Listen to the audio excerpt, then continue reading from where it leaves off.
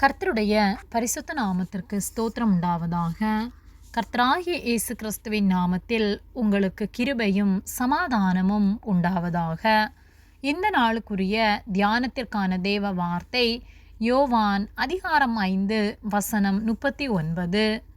வேத வாக்கியங்களை ஆராய்ந்து பாருங்கள், அவைகளால் உங்களுக்கு நித்திய ஜீவன் உண்டென்று எண்ணுகிறீர்களே. என்னை குறித்து சாட்சி கொடுக்கிறவைகளும் அவைகளே. பிரியமானவர்களே, கர்த்தருடைய பிள்ளைகளாகிய நாம் கர்த்தருடைய வார்த்தைகளை தினந்தோறும் ஆராய்ந்து அவர் வார்த்தைகளுக்கு கீழ்ப்படிந்து வாழ வேண்டும்.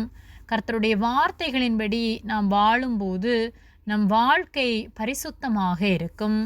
யோவான் 5:39 வேத வாக்கியங்களை ஆராய்ந்து பாருங்கள், அவைகளால் உங்களுக்கு நித்திய ஜீவன் உண்டென்று எண்ணுகிறீர்களே.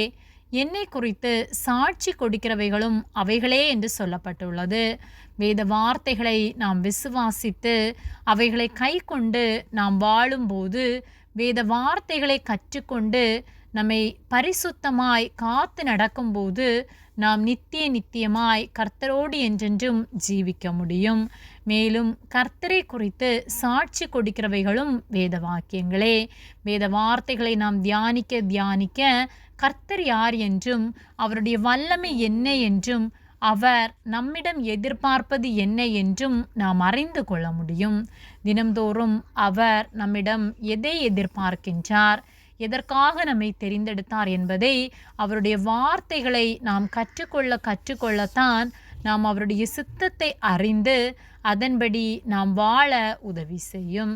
ஆகவே வேத வார்த்தைகளை நாம் வாசிக்கும்போது கடமைக்காக வாசிக்காமல் வேதத்தை முழுவதும் முடித்துவிட வேண்டும் என்று வாசிக்கிறவர்களாய் அல்லாமல் ஒவ்வொரு வார்த்தைகளையும் கருத்தாய் தியானித்து அதை ஆராய்ந்து பார்ப்போமானால் கர்த்தர் வார்த்தைகளின் மூலமாய் நம்மோடு கூட நிச்சயமாக பேசுவார்.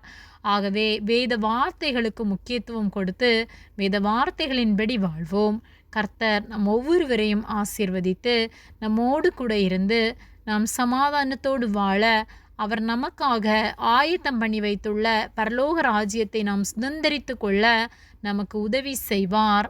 ஆமேன். ஜெபம். எங்களை அதிகமாக நேசித்து வழிநடத்தி வருகிற எங்கள் அன்பின் பரிசுத்த பிதாவே, இந்த நாளையும் நாங்கள் காணும்படியாக நீர் எங்களுக்கு ஜீவனை தந்து தயவு பாராட்டி எங்களை பாதுகாத்து பராமரிக்கிற உம்முடைய அன்பிற்காக நாங்கள் உமக்கு நன்றி செலுத்துகின்றோம். நாங்கள் தியானித்த வார்த்தையின்படியே நாங்கள் உம்முடைய வார்த்தைகளை ஒவ்வொரு நாளும் ஆராய்ந்து உம்மை அறிந்து கொள்ள, நித்திய ஜீவனை பெற்றுக்கொள்ள நீர் எங்களுக்கு உதவி செய்யும்படியாய் ஜெபிக்கின்றோம். வேத வார்த்தைகளின் மூலம் ஒவ்வொருவரோடும் நீர் இடைபடும்படியாய் ஜெபிக்கின்றோம். வார்த்தைகளினால் நீர் ஒவ்வொருவரையும் சந்திக்கும்படியாய் ஜெபிக்கின்றோம். உதவி செய்கிற அன்பிற்காக நன்றி செலுத்துகின்றோம். எங்களை தாழ்த்தி உம்முடைய கரத்திலே தருகின்றோம். இயேசுவின் நாமத்தில் ஜெபிக்கிறோம் பிதாவே. ஆமேன். கர்த்தர் உங்களை ஆசீர்வதிப்பாராக.